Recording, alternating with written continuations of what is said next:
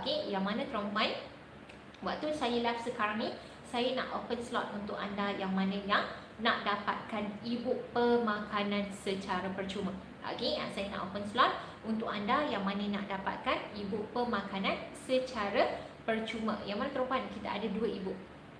Okey, perempuan, kita ada 2 e-book. Satu, kita ada e-book pemakanan untuk pencegahan awal penyakit jantung, dan kita ada e-book pemakanan untuk pesakit jantung selepas angiogram.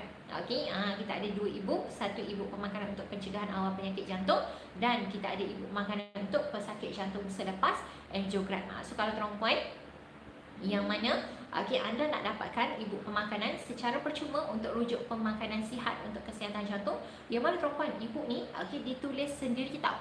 E-book ni perempuan ditulis sendiri oleh kita punya pakar jantung, Dr. Abdul Rahim Tahir. Yang mana ditulis sendiri, ditulis khas oleh kepada anda yang mana nak dapatkan e-book pemakanan secara percuma. Syarat dia sangat-sangat mudah lah.